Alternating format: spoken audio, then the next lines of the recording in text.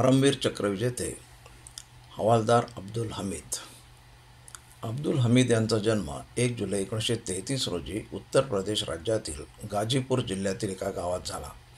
त्यांच्या आईचे नाव सकीना बेगम आणि वडील मोहम्मद उस्मान हे शिंपी होते. हमीद वडिलांच्या व्यवसायात कपडे शिवून मदत करायचे. अब्दुल हमीद 27 डिसेंबर 1954 रोजी भारतीय लष्कराच्या ग्रेनेडियर्स रेजिमेंटमध्ये 4थ्या बटालियनमध्ये सामील झाले. चीन-भारत युद्धादरम्यान त्यांच्या बटालियनने चिनी पीपल्स लिबरेशन आर्मीविरुद्ध नामका चूच्या लढाईत भाग घेतला. ते आग्रा, अमृतसर, जम्मू काश्मीर, दिल्ली, नेफा आणि रामगढ येथे तैनात होते.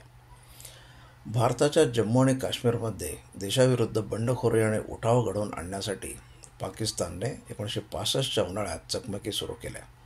याचा फायदा घेत त्यांनी शेकडो घुसखोर भारतात पाठवले. 5 ते 10 ऑगस्ट दरम्यान भारतीय सैन्याने असे घुसखोर पकडले व पाकिस्तानच्या बेताचा पर्दाफाश केला. हस्तगत केलेली कागदपत्रे आणि कैद्यांच्या जबानीतून गनिमी हल्ल्याने काश्मीर ताब्यात घेण्याची पाकिस्तानची योजना उघडकीस आली. या हल्ल्यासाठी सुमारे पाकिस्तानने 30,000 गनिमांना पाकिस्तानींना प्रशिक्षण दिले होते. परंतु काही अनाकलनीय कारणांमुळे या गनिमी तुकड्या विखुरल्या किंवा नष्ट झाल्या आणि ही कारवाई कधीच झाली नाही. या गनिमी तळांचा नाश करण्याच्या चकमकींमध्ये पाकिस्तानने छम आणि जौरियान ताब्यात घेतले. अमृतसरमधील भारतीय हवाई दलाच्या तळावरही हल्ले केले. प्रत्युत्तरात भारताने आंतरराष्ट्रीय सीमा ओलांडून कारवाया सुरू केल्या. इचोगिल कालव्याच्या पूर्वेकडील पाकिस्तानी प्रदेश ताब्यात घेण्याचा आणि कसूर खेमकरण अक्षाच्या बाजूने संभाव्य हल्ला दडपण्याची जबाबदारी 4थ्या पायदळ डिव्हिजनवर ठेवण्यात आली होती. कालव्यापर्यंत जाऊन ही डिव्हिजन पाकिस्तानी प्रतिहल्ल्याची वाट पाहत होती. यात 4 ग्रेनेडियर्सचा खेमकरण भिकिविंड मार्गावरील चिमा गावाजवळील एक महत्त्वपूर्ण स्थान सोपवण्यात आले. 4 ग्रेनेडियर्सनी 7-8 सप्टेंबर दरम्यानच्या मध्यरात्री या जागेवर ठाण मांडले आणि पहाटेपर्यंत 3 फूट रुंदीचे खंदक खणून ठेवले. सकाळी 7:30 वाजता त्यांना पाकिस्तानी रणगाड्यांची पहिली चावल लागली. सुमारे 9 वाजेपर्यंत हे रणगाडे चिमा गावाजवळील 4 ग्रेनेडियर्सच्या समोरील तासानंतर रस्त्यावर आले. अब्दुल हमीद यांच्याकडे बटालियनच्या जाँगा माउंटेड RCLR तुकडीचे नेतृत्व होते. त्यांनी धीर धरत रणगाड्यांना जवळ येऊ दिले. 30 फूट अंतरावर पहिला रणगाडा आल्याबरोबर हमीद यांनी आपल्या RCLमधून त्याच्यावर हल्ला केला. असा अचानक आणि भेदक वारा पाहताच नष्ट झालेल्या रणगाड्यामागील रणगाड्यांनी पळ काढला. नंतर 11:30 वाजता चिलखती गाड्या आणि रणगाडे पुन्हा ग्रेनेडियर्सवर चालून आले. यावेळी हमीदने अजून एका रणगाड्याला यमसदनीत आणले आणि पुन्हा एकदा उरलेल्या पाकिस्तान्यांनी पळताभुई थोडी केली. संध्याकाळ होताना अशा हल्ल्यांविरुद्ध संरक्षण म्हणून इंजिनियर्स कोअरने ग्रेनेडियर्सच्या खंदकाभोवती सुरुंग लावून ठेवले.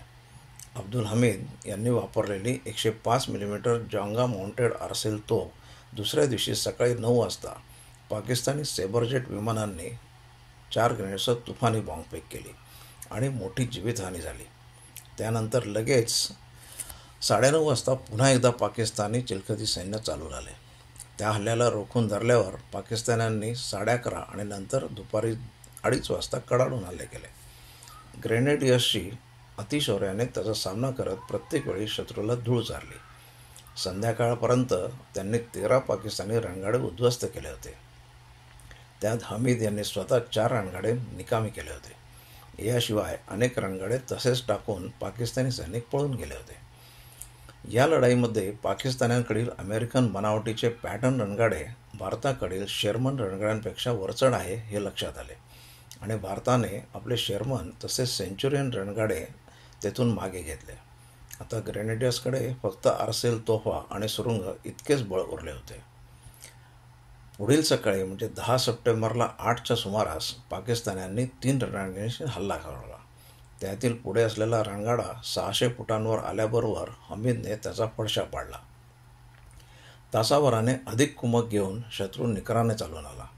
हमीदने त्याच्यातीलही एका रणगाड्याचा विध्वंस केला.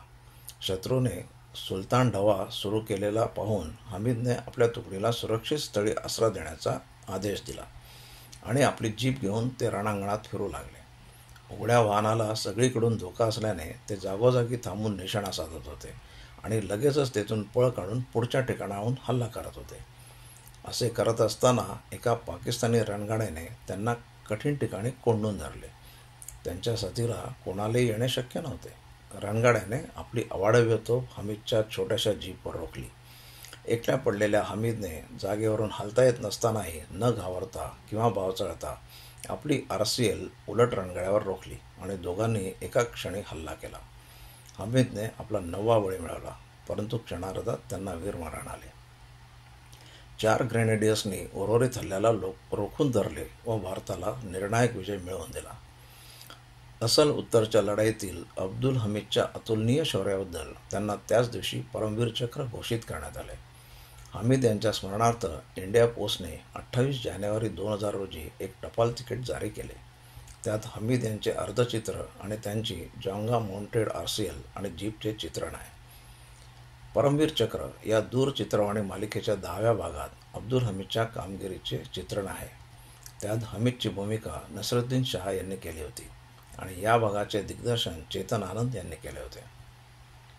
असल उत्तरची लढाई दुसऱ्या महायुद्धानंतरची सर्वात मोठी रणगाड्यांची लढाई या माहितीपटात हमीद आणि 4 ग्रेनेडियर्सच्या कामगिरीचे चित्रण आहे. हा एक TV डॉक्युमेंटरी आहे जो डिस्कवरी चॅनल मालिका मिशन आणि वॉर्सद्वारे प्रदर्शित झाला आहे. स्टोरी ऑफ COMH अब्दुल हमीदमध्ये भारतीय असल उत्तरच्या लढाईतील घटना आणि अब्दुल हमीदच्या मृत्यूचे तपशीलवार प्रकाशन केले आहे. अशा या अतुलनीय शौर्यवीराला मानाचा मुजरा. धन्यवाद.